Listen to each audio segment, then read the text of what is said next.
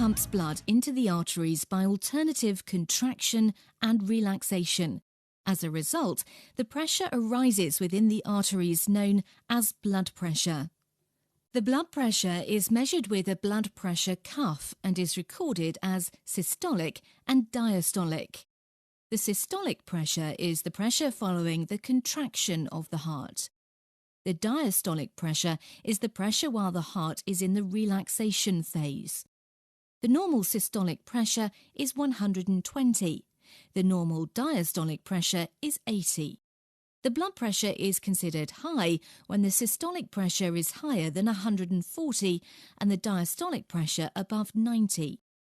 The blood pressure is not constant and frequently varies, depending on the posture, activities and stress. For proper evaluation of the blood pressure, several readings are needed, noted over a period of a couple of months. Although high blood pressure can be caused by a medical condition, while in most cases the underlying cause is unknown. Overweight, excessive salt intake, drinking more than 2 cups of alcohol per day constitute the risk of getting high blood pressure. A healthy lifestyle can be a great contribution towards prevention of high blood pressure. Abstinence from smoking prevents damage to your cardiovascular system. Have less than 2 alcoholic drinks per day. Take a balanced diet, avoid overeating, excessive salt and fat. Have a daily intake of fruits, vegetables and dairy products. Physical exercise, relaxation and fun prevent stress and positively affect your blood pressure. Some families are more prone to high blood pressure than others. High blood pressure itself is not a disease. However, consistently high blood pressure for many years increases the risk of heart and coronary diseases. The occurrence of cardiovascular disorders in close relatives increases your own risk of high blood pressure. Smoking and diabetes affect the cardiovascular system more than high blood pressure. You are advised to have your blood pressure checked by your general practitioner. When you are over 40 and your blood pressure has never been measured before, when immediate family members have had a cardiovascular disease, when you are experiencing heart and vascular problems, when you have already been diagnosed with high blood pressure, your general practitioner can give you more information about the disorder and possible treatment options. প্রিয় দর্শক, আপনাদের সবাইকে আমন্ত্রণ জানাচ্ছি ATN নিউজের বিশেষ আয়োজনে। বিশেষ আয়োজনটি উচ্চ রক্তচাপ নিয়ে। আজ 17 মে বিশ্ব উচ্চ রক্তচাপ দিবস। আপনারা শুনে হয়তো অনেকে হাসতে পারেন যে উচ্চ রক্তচাপ, তার জন্য আবার একটা দিবস লাগবে কেন? কিন্তু যখন জানবেন এই সাইলেন্ট কিলার মানে নীরব ঘাতক, যেটাকে আপনি ঠিক টের পান না যে কখন আসলো, কোন দিক দিয়ে আসলো, সেই ঘাতক বছরে পৃথিবীতে 70 লাখ মানুষের প্রাণ কেড়ে নিতে পারে, তখন বুঝবেন যে দিবস শুধু একদিন না, প্রয়োজনে 365 দিনই উচ্চ রক্তচাপ নিয়ে আলোচনা করা আসলে দরকার। কারণ উচ্চ রক্তচাপ ছোট্ট সমস্যা, শুরুটা হয়তো ছোট্ট, কিন্তু তারপর আস্তে আস্তে আপনার শরীরের মোটামুটি অনেকগুলো অঙ্গকেই আপনার বিকল করে দিতে পারে। আপনার কিডনি আক্রান্ত হতে পারে, আপনার হার্ট আক্রান্ত হতে পারে, আপনার ব্রেন স্ট্রোক হতে পারে, আপনার পায়ে সমস্যা হতে পারে। ফলে উচ্চ রক্তচাপ নিয়ন্ত্রণে রাখা খুব জরুরি সুস্থ জীবনযাপন করার জন্য। কিন্তু উচ্চ রক্তচাপ কিভাবে আপনি নিয়ন্ত্রণে রাখবেন সেটা ওষুধ খেয়েও সম্ভব। যখন আপনি একদম ওষুধ খাওয়ার পর্যায়ে যাবেন তখন তো ওষুধ খেতেই হবে, কিন্তু তার আগে ছোট্ট ছোট্ট সচেতনতা এবং ছোট্ট ছোট্ট লাইফস্টাইলে একটু ফাইন টিউন করলে, একটু চেঞ্জ করলে আপনি অনেক সুস্থ থাকতে পারবেন। ফলে উচ্চ রক্তচাপ নিয়ে আমাদের কথা বলাটা শুধু একদিন না, আসলে প্রতিদিনই কোনো না কোনোভাবে আমাদের মাথায় রাখতে হবে যে শরীরে যে রক্তের যে চাপ আছে সেই চাপটা যেন একটা সীমিত মাত্রায় থাকে। আমরা আজকে এই বিষয়ে কথা বলবো। আজকের উচ্চ রক্তচাপ দিবসকে ঘিরে আমাদের 3 জন অতিথি আমরা আজকে পেয়েছি। স্টুডিওতে আছেন ডাক্তার তৌফিক শাহরিয়ার হক, ন্যাশনাল হার্ট ফাউন্ডেশন হাসপাতাল ও রিসার্চ ইনস্টিটিউটের সহযোগী অধ্যাপক ও সিনিয়র কার্ডিওলজিস্ট। আর সংযুক্ত হবেন অধ্যাপক ডক্টর ফজিলাতুন্নেসা মালিক, উনি chief cardiologist, national heart foundation ও রিসার্চ ইনস্টিটিউট, এবং আছেন ডক্টর অশোক দত্ত, যিনি ন্যাশনাল হার্ট ফাউন্ডেশনের সহযোগী অধ্যাপক ও সিনিয়র কার্ডিওলজিস্ট। আপনাদের সবাইকে আমন্ত্রণ জানাচ্ছি আমাদের অনুষ্ঠানে। আমি অনুষ্ঠানটি শুরু করতে চাই অধ্যাপক ফজিলাতুন্নেসা মালিক আপনাকে দিয়ে। যে আমি শুরুতে যেমন বলছিলাম যে আজকে বিশ্ব উচ্চ রক্তচাপ দিবস, এই দিবসটি কেন পালন করতে হবে, বা এই দিবসটি আপনারা মানে আপনারা যারা পালন করছেন, আমরা তো সাধারণ মানুষ, আপনারা বিশেষজ্ঞরা, কি বার্তা দিতে চান এই দিবসটিতে সাধারণ মানুষের কাছে? ধন্যবাদ। আপনারা সবাই জানেন যে উচ্চ রক্তচাপ একটা নীরব ঘাতক, তাই না? তো এই নীরব ঘাতক সম্পর্কে আমাদের সবাই সচেতন হতে হবে, এবং এই জন্য প্রতি বছরই আমরা উচ্চ রক্তচাপ দিবস বাংলাদেশে পালন করে আসি এবং বিশ্বব্যাপী পালন করা হয়, এবং প্রতি বছর একটা প্রতিপাদ্য বিষয় থাকে। তো এই বছরের প্রতিপাদ্য বিষয় হলো no measure your blood pressure, control it, live longer. অর্থাৎ আপনার রক্তচাপ জানুন, নিয়ন্ত্রণ করুন এবং সুন্দর দীর্ঘ জীবন যাপন করুন। এখানে বিষয় হলো যে আমরা অনেকেই আমাদের রক্তচাপ সম্পর্কে সচেতন না, এবং রক্তচাপ আমরা মাপিও না, এবং অনেক আমরা উচ্চ রক্তচাপ নিয়ে ঘুরে বেড়াচ্ছি। হঠাৎ একদিন কি হচ্ছে, হঠাৎ একদিন ঘুম থেকে উঠে দেখছি যে আমার উচ্চ রক্তচাপের কারণে এক সাইড প্যারালাইজ হয়ে গেছে, এবং এরকম দুর্ঘটনা অনেকেরই ঘটে থাকে, এবং সেই জন্য আমরা উচ্চ রক্তচাপকে নীরব ঘাতক বলে থাকি। আবার অনেকেই আছি যারা জানি আমরা উচ্চ রক্তচাপের রোগী, কিন্তু আমরা সেটা নিয়ে একটুও বদার্ড না। আমরা নিয়মিত ওষুধ খাই না, ভাবি ওষুধ খাওয়ার কোনো প্রয়োজন নাই, একবার ওষুধ শুরু করলে তো সারা জীবন খেতে হবে, এসব ভাবনা থেকে আমরা ওষুধ খাচ্ছি না। কিন্তু এটা যে তিলে তিলে এই রোগটা আমার কিডনি, আমার চোখ, আমার ব্রেন, আমার পা, বিভিন্ন অঙ্গকে বিকল করে দিচ্ছে, সে সম্পর্কে কিন্তু আমরা চিন্তাও করছি না, ভাবছিও না। তো এই জন্য এই যে একটা বিশাল একটা রোগ আমাদের ধীরে ধীরে আমাদের জীবনী শক্তি নষ্ট করে ফেলছে, এটা সম্পর্কে আমাদের জানা দরকার, সচেতন হওয়ার দরকার, এবং সেই উদ্দেশ্যেই কিন্তু এই উচ্চ রক্তচাপ দিবসটি পালিত হয়ে আছে। আপা, আপনাকে অনেক ধন্যবাদ। ডাক্তার অশোক দত্ত, আপনার কাছে জানা যে আপা যেমনটি বলছিলেন যে মানে আমরা অনেকে আসলে টেরই পাই না বা জানি না যে উচ্চ রক্তচাপ আমাকে মানে আমার শরীরে বাসা বেঁধেছে। ঠিক আসলে কখন বলা যাবে যে একজন রোগী উচ্চ রক্তচাপের রোগে আক্রান্ত, মানে কখন, মাত্রাটা কি, বা কি হলে একজন সাধারণ মানুষ বুঝবে যে আসলে তার উচ্চ রক্তচাপের সমস্যা শুরু হচ্ছে বা হচ্ছে? মানে সাধারণ মানুষ তো আমি প্রতিদিন তো আমি আসলে রক্তচাপ মাপবো না, বা সেই মাপার সুযোগও আমাদের ঘরে ঘরে নেই, ডাক্তারের কাছে যেতে হবে। আমি হয়তো এই বছর অন্য কোনো অসুখ থাকলো না, আমি ডাক্তারের কাছে গেলামই না। এই ফাঁকে যে আমার রক্তচাপ নিয়ন্ত্রণের বাইরে চলে গেলে আমি কি করলে টের পাবো, বা আমি কখন বুঝবো যে আমি আসলে রোগী? Thank you. খুবই ইম্পর্টেন্ট। ম্যাডাম যেটা বললেন এটা নীরব ঘাতক। Most of the cases, most of the patient যাদের হাইপারটেনশন আছে তারা বুঝতে পারে না যে হাইপারটেনশন আছে বা হাই ব্লাড প্রেশার আছে। কিছু ক্ষেত্রে দেখা যায় যে ব্লাড প্রেশার বেশি হলে উপসর্গ দেখা যায়, যেমন কারো হয়তো মাথা ব্যথা হচ্ছে খুব, কারো হয়তো ঘাড়ে ব্যথা হচ্ছে, কেউ হয়তো অ্যাটেনশন দিতে পারছে না, সেটা অফিসে হোক অথবা কোথাও তার কাজে।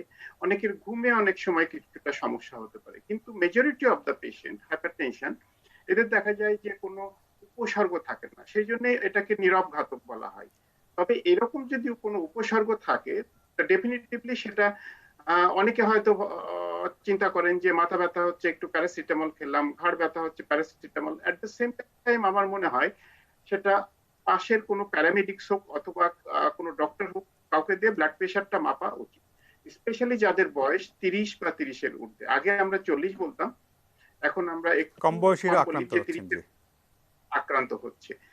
সুতরাং এই উপসর্গগুলো হতে পারে। কিন্তু আরেকটা রুল অফ হাফ বলি আমরা, যে যাদের ব্লাড প্রেশার দেখা গেছে যে আছে তাদের 50% কিন্তু তারা জানেই না যে ব্লাড প্রেশার আছে, এবং যাদের আছে তাদের অনেকে দেখা যায় যে 50% ওষুধ খায়, আবার যারা ওষুধ খায় তাদের দেখা যায় 50%-এর কন্ট্রোল হয় না। সুতরাং আসলে এটা একটা নীরব ঘাতক। জি, আপনাকে অনেক ধন্যবাদ। ডাক্তার তৌফিক শাহরিয়ার হক, আপনার কাছে জানা যায় যে বাংলাদেশে এমনিতে আমরা যদি মানে সংখ্যাটা কেমন রোগীর, পৃথিবী মানে বিশ্বব্যাপী তো না, বাংলাদেশে এমনিতে সাধারণভাবে বলা হয় যে 4 জনে 1 জনের মোটামুটি ব্লাড প্রেশার হয়তো একটু অস্বাভাবিক থাকে। এমনিতে আপনারা যখন রোগী হিসাবে পান তখন সেটার সংখ্যাটা কীরকম দাঁড়ায়? প্রথমে আমি এটিএন নিউজ এবং স্কাই ফার্মাসিউটিক্যালসকে ধন্যবাদ দিতে চাই আমাদেরকে জনগণের কাছাকাছি নিয়ে আসার সুযোগ করে দেওয়ার জন্য। আপনার প্রশ্নটা খুবই গুরুত্বপূর্ণ। আমি যদি সংখ্যা দিয়ে বলতে চাই, পৃথিবীর কথা যদি ধরি, পৃথিবীর জনসংখ্যা এখন প্রায় 800 কোটি। এর মধ্যে 31% মানে প্রায় 250 কোটি লোক উচ্চ রক্তচাপে ভুগছে। আমাদের মানে 1/4।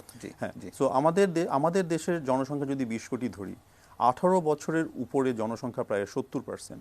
এদের মধ্যে সর্বশেষ যেই কনসেনসাসটা আছে সেখানে দেখা যাচ্ছে 21% উচ্চ রক্তচাপে ভুগছে।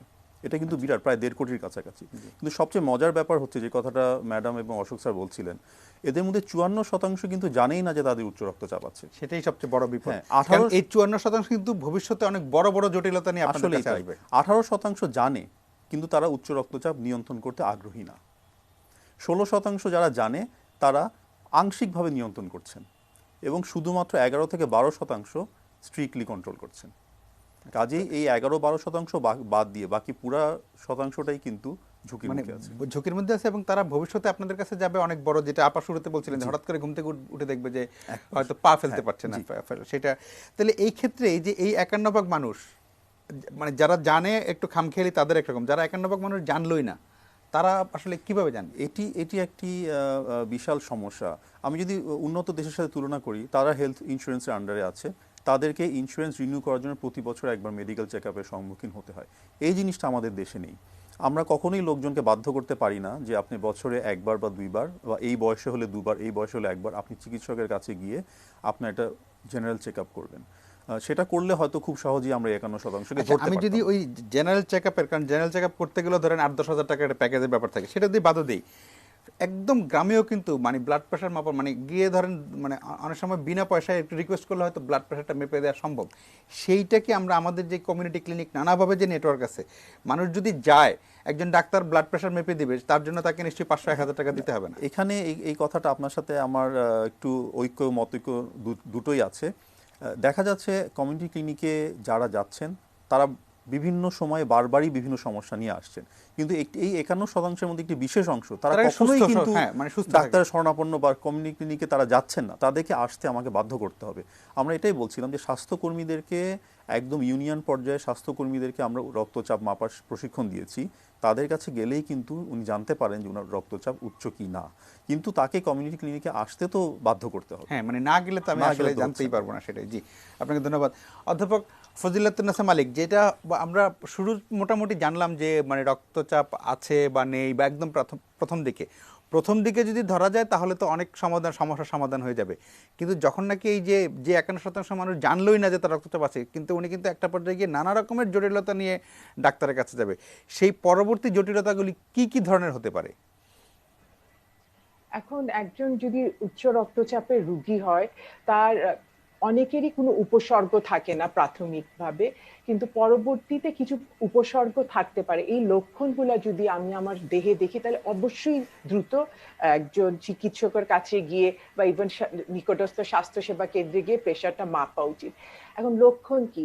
অনেকের অনেক প্রচন্ড মাথা ব্যথা হতে পারে, বা ঘাড়ে ব্যথা হচ্ছে, আমার বেশ কয়েকদিন ধরে শুধু ঘাড়ে ব্যথা হয়, এরকম যদি একটা অনুভূতি হয়, বা হঠাৎ করে বেশ কয়েকদিন ধরে প্রচন্ড ক্লান্তি লাগে, একটু কাজ করতে গেলে আমি টায়ার্ড বোধ করি, কাজ করতে পারছি না, আগের মতো কাজে উৎসাহ পাচ্ছি না, অথবা হঠাৎ শ্বাসকষ্ট হচ্ছে, একটু কাজ করার পরে মনে হচ্ছে দম ফালাতে অস্বস্তি লাগে, বা ঘুম ভালো হচ্ছে না, এইসব উপসর্গ হলে অবশ্যই গিয়ে একটু প্রেশারটা মেপে দেখা উচিত। আর আমরা যদি এই উপসর্গগুলোকে উপেক্ষা করি, তাহলে কি হবে, ভবিষ্যতে হয়তো আমি একদিন আমার কিডনি পুরো বিকল হয়ে যাবে, অথবা আমার হার্টের সমস্যা হবে, কিডনি বিকল হলে হয়তো মুখে পানি, পায়ে পানি ফুলে যেতে পারি, প্রস্রাবের সমস্যা হতে পারে, হার্টের সমস্যা হলে হার্টে প্রচন্ড বুকে ব্যথা নিয়ে আমি যেতে পারি, বা শ্বাসকষ্ট, বা যেটা আগে বলছিলাম যে ইভেন প্যারালাইসিস হয়ে যেতে পারে। সেটা তো অনেক দূরের কথা, ওই জায়গায় যাওয়ার আগেই আমার প্রেশারটা 5 মিনিটের ব্যাপার, গিয়ে মেপে ফেলা উচিত। একটা সামান্য মাথা ব্যথা হচ্ছে, প্যারাসিটামল খাবো, কিন্তু সাথে একটা প্রেশারও মাপবো। জি আপা, আপনাকে অনেক ধন্যবাদ। ডক্টর অশোক দত্ত, একটা জিনিস যেটা হলো যে আমরা যখন এই মানে হাইপার টেনশন নিয়ে যখন আমরা বিপদে পড়েই গেলাম, তারপরের ম্যানেজমেন্টটা আসলে কি, মানে আমরা মানে ওষুধে কতটা ম্যানেজ করব বা অন্য কিভাবে ম্যানেজ করবো, এবং সেই ওষুধ যদি আমি খেতে যাই সেই ওষুধের মাত্রাটা আমি এটা খুব বাংলাদেশের খুবই সাধারণ প্রবণতা যে কিছু হলে আমরা ডাক্তারের কাছে না গিয়ে নিজে নিজে কিছুটা ডাক্তারি আমরা করে ফেলি। প্যারাসিটামল খাওয়া তো প্রশ্নই ওঠে না ডাক্তারের কাছে যাওয়ার, অনেক সময় অ্যান্টিবায়োটিকের কোর্সও আমাদের জানা হয়ে যায়, 3 দিন 5 দিন 7 দিন আমরা নিজেরা করে ফেলি। কিন্তু হাইপার টেনশনের ক্ষেত্রে আমি যতটুকু বুঝি যে এটা মাত্রাটা অনেক মানে খুবই ইম্পর্টেন্ট, যে কত মাত্রার ওষুধ খাবেন আপনি, কম বেশি খাওয়াটা আপনাকে আরও ঝুঁকিতে ফেলতে পারে। এই ওষুধ খাওয়ার ব্যাপারটা একটু যদি আপনি পরিষ্কার করে মানুষের জন্য বুঝিয়ে বলেন। হাইপারটেনশন হলে ওষুধ খেতে হবে, এবং এটা স্বাভাবিক, সবার মনের ভিতরে একটা বদ্ধমূল ধারণা যে প্রেশারের ওষুধ, ডায়াবেটিসের ওষুধ এগুলো একবার শুরু করলে সারা জীবন খেতে হবে। কথাটা কিন্তু সঠিক, সারা জীবনই খেতে হবে। হয়তো ডোজ কমাতে হতে পারে, বাড়াতে হতে পারে, ওষুধের নাম্বার কমাতে হতে পারে, বাড়াতে হতে পারে। ব্লাড প্রেশার যদি বেশি থাকে, যেটাকে হাইপারটেনশন বলি, এটার ওষুধ শুরু করতে হলে আমরা যেমন কয়েকটা সেটিং এ আমরা দেখি যে প্রেশারটা সবসময় বেশি থাকে নাকি হঠাৎ করে কেউ হয়তো আমার কাছে আসলো, কয়েকদিন ঘুম হচ্ছে না, অফিসে ঝামেলা আছে, এই ক্ষেত্রে হয়তো ট্যানজেন্টলি যে কোনো কারণে স্ট্রেসের জন্য প্রেশার বাড়তে পারে, এই ক্ষেত্রে তার প্রেশারের ওষুধ দরকার নেই। কিন্তু যদি দেখা যায় যে লং টার্মে তার ব্লাড প্রেশার হাই আছে, সেক্ষেত্রে ডেফিনেটিভলি ওষুধ লাগতে পারে। ওষুধের আগে কিছু কন্ডিশন আছে, আমরা যেটাকে লাইফস্টাইল মডিফিকেশন বলি, জীবনযাত্রার পরিবর্তন। সেটা কি কি হতে পারে, সেটাও কিন্তু ব্লাড প্রেশার কমাতে পারে। যেমন একটা ট্যাবলেট, সাপোজ অ্যামলোডিপিন, এটা দেখা যায় খেলে 10 মিলিমিটার বা 15 মিলিমিটার ব্লাড প্রেশার কমে। Similar amount of blood pressure কিন্তু ব্লাড প্রেশার কিন্তু কমাতে পারে আমি যদি লাইফস্টাইল কমাতে পারি। যেমন আমার ওজন বেশি আছে, আমি যদি ওজন কমাই ব্লাড প্রেশার কমতে পারে। দেখা গেছে প্রতি 10 কেজি ওজন কমালে 10 থেকে 15 মিলিমিটার ব্লাড প্রেশার কমতে পারে। ওইটার সাথে সাথে আরো যেমন রেগুলার এক্সারসাইজ করলে কিন্তু ব্লাড প্রেশার কমে। এক্সারসাইজের সময় হয়তো ব্লাড প্রেশার বাড়ে, কিন্তু সাবসিকুয়েন্টলি দেখা গেছে যে এক্সারসাইজের সাথে সাথে ব্লাড প্রেশার কমে, হার্টে চর্বি জমার টেন্ডেন্সি কমে যায়। এটার সাথে আরো কিছু ইফেক্ট আছে, যেমন সল্ট রেস্ট্রিকশন। এর আগেও আমাদের লবণ সচেতনতা দিবস ছিল একটা। লবণ সচেতনতা খুব ইম্পর্টেন্ট। আমাদের খাবারের সাথে আমাদের এই সাবকন্টিনেন্টে আমরা প্রচুর সল্ট খাই, এবং এই সল্ট দেখা গেছে, এই সল্ট বা সোডিয়াম ক্লোরাইড যেটা, এটা কিন্তু ব্লাড প্রেশারটাকে বাড়ায়। সেই জন্য এক্সট্রা সল্ট আমরা সবসময় বলি যে আমাদের খাবারের যে রান্নার সাথে যে সল্ট দেওয়া হয়, দ্যাট ইজ সাফিসিয়েন্ট আমাদের ডেইলি রিকোয়ারমেন্টের জন্য। টেবিল সল্ট বা এক্সট্রা সল্ট খাওয়ার দরকার নেই। আর আরেকটা যেটা বলি যে ড্যাশ ফুড যেটাকে বলি, যেটাকে আমরা বলি যে dietary advice against stop hypertension, খাবারে শাকসবজি বেশি থাকতে হবে, খাবারে সল্ট থাকবে না। এট দ্য সেম টাইম যদি ফ্যাট এবং ফ্যাট জাতীয় খাবার কম থাকে, সেটাও আমাদেরকে হেল্প করতে পারে। সুতরাং লাইফস্টাইল মডিফিকেশনে ইনিশিয়াল আমরা 2 মাস 3 মাস দেখতে পারি, তারপরেই যদি দেখা যায় ব্লাড প্রেশার কন্ট্রোল হচ্ছে না, সেক্ষেত্রে ওষুধ দিতে হবে। এবং ওষুধের ডোজটা ইনিশিয়ালি যেটা ডেফিনেটিভলি যিনি দিবেন তিনি তার শারীরিক অবস্থা বুঝে প্রেশারের কতটা বেশি সেই অনুযায়ী হয়তো ব্লাড প্রেশার দিবেন। এবং অনেকে দেখা যায় ব্লাড প্রেশার কন্ট্রোল হলে ওষুধটা বন্ধ করে দেয়। না, এটা ঠিক না, ওষুধ বন্ধ করা ঠিক না কোনো ডাক্তারের পরামর্শ ছাড়া। এটাতে যেটা হয়, ব্লাড প্রেশার আবার সার্চ করে, কন্ট্রোল আছে, ওষুধ বন্ধ করে দেওয়ার সময় সাথে সাথে দেখা গেল ব্লাড প্রেশার এমন সার্চ করলো যে 180/100, 180/110 উঠে গেল। সেটা আবার খুব ডেট্রিমেন্টাল, সেটার জন্য হার্টের সমস্যা হতে পারে, সেটার জন্য স্ট্রোকও হতে পারে। সেই জন্যই ওষুধ দেওয়ার আগে চিন্তা করতে হবে, লাইফস্টাইল মডিফিকেশন করতে হবে, ওষুধ দেওয়ার সাথে রেগুলার ওষুধটা খেতে হবে, এবং ওষুধ যদি কমাতে হয় বা বন্ধ করতে হয় ডেফিনেটিভলি ডাক্তারের পরামর্শ নিতে হবে। জি, আপনাকে অনেক ধন্যবাদ ডাক্তার তৌফিক শাহরিয়ার হক। এই ওষুধের প্রসঙ্গে যদি আমি আসি, যে বাংলা মোটামুটি সব ওষুধের কিছু না কিছু পার্শ্ব প্রতিক্রিয়া থাকেই। নিশ্চয়ই এই হাইপার টেনশনের ওষুধেরও কোনো পার্শ্ব প্রতিক্রিয়া আছে। যেমন আমি যদি অনেক দিন পেইন কিলার খাই, তাহলে সেটা আমার কিডনির উপর চাপ সৃষ্টি করতে পারে। এখন দেখা গেলো যে আবার এই হাইপার টেনশনে কোনো ওষুধ খেলে সেটা আবার আমার শরীরে অন্যরকম কোনো করতে পারে কিনা। যেমন একটি আলোচনা আমরা দেখছিলাম যে ধরেন যদি আপনার শরীরে পানি জমে যায় কোনো কারণে, সেটার জন্য আবার আরেকটা ওষুধ খেতে হবে। ফলে এই ওষুধের ম্যানেজমেন্টটা যদি আপনি একটু পরিষ্কার করেন। আপনি একটা খুব গুরুত্বপূর্ণ প্রশ্ন উঠিয়েছেন। আমরা প্রথমেই বলছি যে উচ্চ রক্তচাপ এমন একটা রোগ যেটা আপনাকে, যার পার্শ্ব প্রতিক্রিয়া আপনি পঙ্গু হয়ে যেতে পারেন। কাজেই এটাকে নিয়ন্ত্রণ করতে হলে আপনাকে ওষুধ খেতে হবে। সেই ওষুধগুলোর যে পার্শ্ব প্রতিক্রিয়া আছে সেগুলা অধিকাংশ ক্ষেত্রে আমরা বলি রিভার্সেবল। কোনো একটা যদি প্রতিক্রিয়া হয়, আপনি সেটা বন্ধ করে দিলে বা অন্য ওষুধ খেলে এটা কমে যাবে, কিন্তু ওষুধ আপনাকে খেতে হবে। কমনলি আমরা দেখি যেই জিনিসটা হয়, কিছু ওষুধ খেলে পায়ে পানি আসে, সবাই ভয় পায়, মনে করে বোধহয় হার্ট বা কিডনি নষ্টই হয়ে গেল কি না, আমার পায়ে কেন পানি আসছে। কিন্তু এটা কিন্তু ওষুধটা কাজ করার সিস্টেমটা এরকম, সে আপনার পায়ে পানি জমাবে। কাজে এটা নিয়ে ভয় পাওয়ার কিছু নেই। আপনি আপনার ডাক্তারের কাছে গেলে এর পরিবর্তে এখন নতুন ওষুধ এসেছে ওই একই গ্রুপের, যেটা আপনাকে পায়ে পানি আনবে না, অথবা এটার সাথে অন্য একটা ওষুধ যোগ করে দিতে পারেন যেটা পানিটাকে সরিয়ে ফেলবে। কিছু ওষুধ আছে যেটা খেলে অনেক কাশি হয়, একদম এত কাশি হয় যে জীবনযাত্রাই প্রায় অচল হয়ে যায়। আপনি যদি ডাক্তারের সাথে পরামর্শ করেন যে ডাক্তার ওষুধ দিয়েছেন উনি যদি এটা পরিবর্তন করে একই ক্যাটাগরির অন্য কোনো ওষুধ দিয়ে দেয়, আপনি পার্শ্ব প্রতিক্রিয়া থেকেও মুক্ত পাবেন, আপনার হৃদরোগও নিয়ন্ত্রণে থাকবে। কিছু ওষুধ আছে যেগুলো খেলে প্রথম খুব প্রেশার অনেক উঠা থেকে বসা থেকে দাঁড়ালে প্রেশার অনেক কমে যায়, তখন মাথা ঘোরায়, মনে হয় প্রেশার বেশি আমার কমে গেল কি না। কিন্তু এটা বুঝতে হবে যে ইনি প্রথম 7 থেকে 10 দিন যখন একটু মানিয়ে নেওয়ার ব্যাপার আছে। ঠিকই বলেছেন, মানিয়ে নিতে হবে আপনাকে। 7 থেকে 10 দিন ধৈর্য ধরুন। আপনার শরীর যদি অনেকে 2-3 দিন খাওয়ার পর বলে এটা আমার স্যুট করে না, এটা করা যাবে না। 7টা দিন সময় দিন, এরপরে যদি কাজ না হয় আপনি আপনার ডাক্তারের সাথে যোগাযোগ করলে বিকল্প ওষুধ অনেক আছে, নিশ্চয়ই আপনার জন্য কোনো একটা সুইটেবল পাওয়া যাবে। জি জি। অধ্যাপক ফজিলাতুন্নেসা মালিক, একটা খুব গুরুত্বপূর্ণ বিষয়ে একটু আগে ডক্টর অশোক দত্ত বলেছেন যে আমরা যখন নাকি ধরেন মানে একদম উচ্চ রক্তচাপ নিয়মিত হয়ে গেল, সেটা আমার হার্টে, কিডনিতে বা মানে কোথাও ব্রেনে আঘাত হানলো, তখন তো চলেই গেলাম আমি অন্য স্টেজের চিকিৎসায়। কিন্তু তার আগে লাইফস্টাইল মডিফিকেশন করে অনেক কিছু করা সম্ভব। সেখানে খাবার দাবার একটা ব্যাপার আছে বা আপনার স্বাস্থ্যকর ব্যাপার আছে। সেটা যদি আমি প্রপারলি, প্রথম কথা হলে আমি যদি সবার আগে ধরে ফেলতে পারি তাহলে তো একদম শুরুতে আমি ধরে ফেললাম।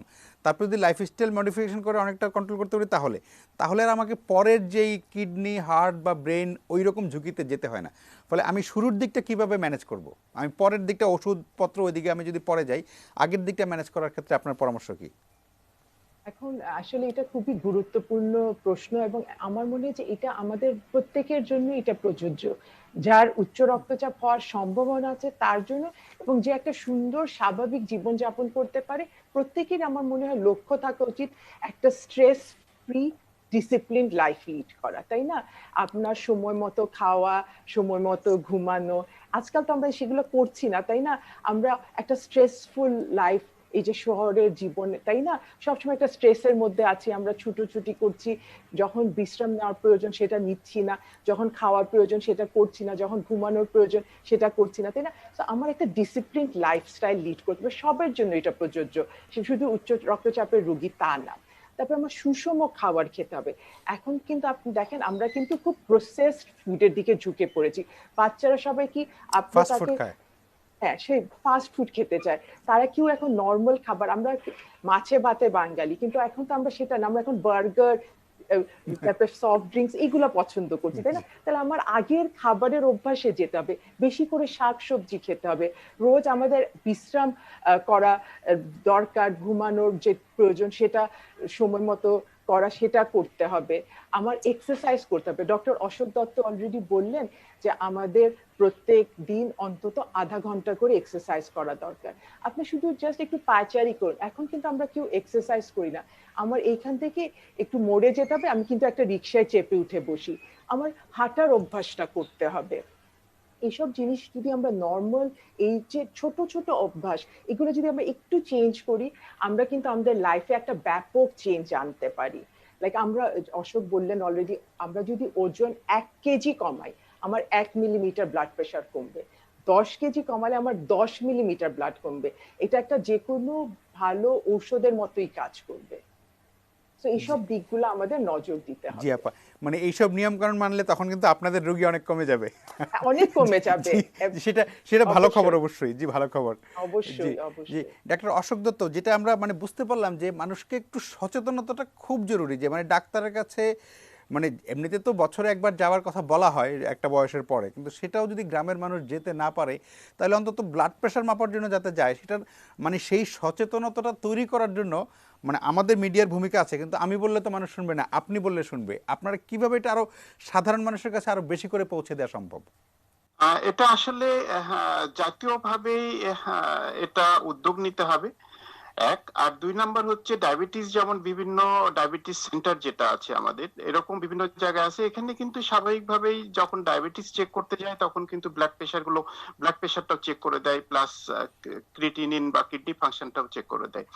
এটার জন্য ডাক্তারদের ভূমিকা তো অবশ্যই গুরুত্বপূর্ণ, কিন্তু ডাক্তারদের কথা অনেকে আবার একটু অন্যভাবে নেয়, বলে যে ও তো ডাক্তার তো বলবে, ডাক্তারের কাছে গেলেই তো ডাক্তারের পয়সা, সুতরাং সে তার কমার্শিয়াল পারপাসে এসব কথা বলবে যে প্রেশার দেখাও, প্রেশার চেক করো, ডায়াবেটিস দেখাও, কিডনি চেক করো, এগুলো।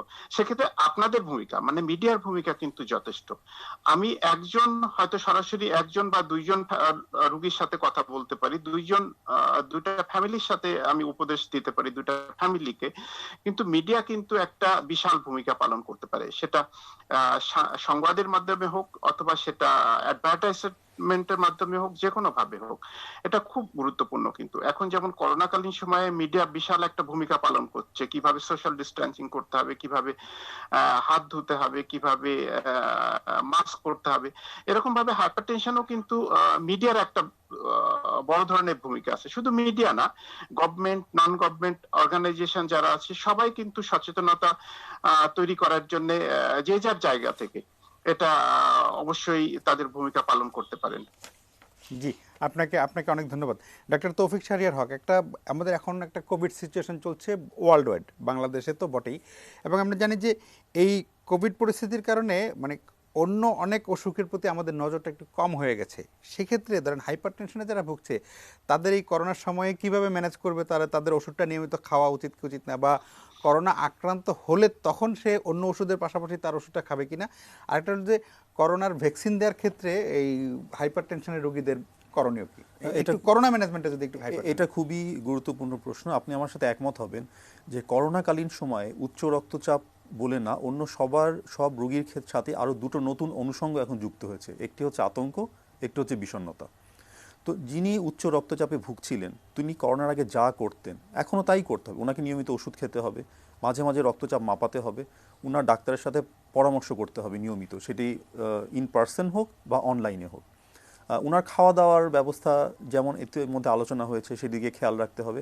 এবং করোনার সময় আমরা আমাদের রোগীদের কাছ থেকে যেটা দেখেছি, গত 1 বছর ওনাদের কায়িক পরিশ্রম বা এক্সারসাইজটা পুরাই বাদ দিয়ে দিয়েছেন। কেন? আমার বাসার পাশের পার্কটা বন্ধ করে দেওয়া হয়েছে, ওয়াকওয়েটা বন্ধ করে দেওয়া হয়েছে, আমি হাঁটতে যেতে পারছি না, এখন আমি কি করব? তো এই জিনিসটা এখন রক্তচাপ নিয়ন্ত্রণের জন্য কায়িক পরিশ্রমের কোনো বিকল্প নেই। আপনাকে বাসার আশেপাশে কোন জায়গাটা খালি থাকছে কোন সময়, ওই সময় হলে আপনাকে একটু হেঁটে নিতে হবে। এবং আতঙ্কিত হওয়া যাবে না, আপনাকে সঠিক ইনফরমেশনটা জানতে হবে এবং বিষণ্ণতার বলয় থেকে অবশ্যই বের হয়ে আসতে হবে। যদি আপনি বিষণ্ণতায় ভুগেন যে করোনা হলে তো আমি শেষ হয়ে যাব, হ্যাঁ, যখন আপনার মনে এরকম জিনিস আসবে তখন আপনার যা করতে ভালো লাগে, আপনি অনেকে বই পড়তে পছন্দ করে, অনেকে ইবাদত করতে পছন্দ করে, অনেকে রাঁধতে পছন্দ করে, সেই দিকে মনোনিবেশ করেন। এভাবে করেই কিন্তু বিষণ্ণতাটাকে ম্যানেজ করতে হবে। এই জিনিসগুলো সব মেনে চলতে হবে। এবং টিকার ব্যাপারটি এখানে খুবই গুরুত্বপূর্ণ। টিকা সবাইকে নিতে হবে, যাদের জন্য টিকা সরকার নিয়ম করে দিয়েছেন এখন 40 বছর উপরে, এখন একটু স্টকে সমস্যা আছে কিন্তু মিটে যাবে, আশা করি আমরা মিটে যাবে। এবং টিকা সবাইকে নিতে হবে, যদি একদম কম্পেলিং সমস্যা না থাকে যে হ্যাঁ আপনার একদম রিসেন্টলি, এখনকার যে গাইডলাইনগুলো দেওয়া রিসেন্টলি করোনা হয়েছে, আপনি 1 মাস পরে নিতে পারবেন। মাত্র আপনার স্ট্রোক, ব্রেইন স্ট্রোক হয়েছে, আপনি কিছুদিন পরে নিতে পারবেন। মাত্র হার্ট অ্যাটাক হয়েছে, আপনি এই চিকিৎসা শেষ করে ওটা নিতে পারবেন, কিন্তু আপনাকে টিকা নিতে হবে। এটা নিতে কোনো নিষেধ নেই। জি, আপনাকে ধন্যবাদ ডক্টর ফজিলাতুন্নেসা মালিক। আমরা অনুষ্ঠান শেষ করব আপনার কথা দিয়ে। আপনি আপনার আগের বক্তব্যে বলছিলেন যে স্ট্রেসের উপর আমাদের মানে স্ট্রেস ফ্রি লাইফ আমাদের অনেক ভালো রাখতে পারে, কিন্তু এখনকার যে বাস্তবতা, এখনকার যে কম্পিটিশনের যুগ, সারাক্ষণ অফিসে বলেন বাসায় বলেন, একটা বাচ্চা ছেলে তার যেই চাপ, আমার তো মনে হয় এই চাপের কারণেই রক্তচাপ হয়ে যাবে। পরীক্ষা এখন বন্ধ, কিন্তু যখন স্বাভাবিক সময় থাকে পরীক্ষা, কোচিং, একটার পর একটা পরীক্ষা, ফলে আমরা কিন্তু একদম ছেলেবেলা থেকে কিন্তু ভয়ঙ্কর চাপ নিয়ে বেড়ে উঠছি। তো সেই চাপটা তো রক্তচাপ বাড়াতেই পারে, ফলে স্ট্রেস ফ্রি লাইফটা পাওয়া একটু কঠিন। সেইখানে যদি আপনারা আরেকটু পরামর্শ দিতেন কিভাবে আসলে সম্ভব।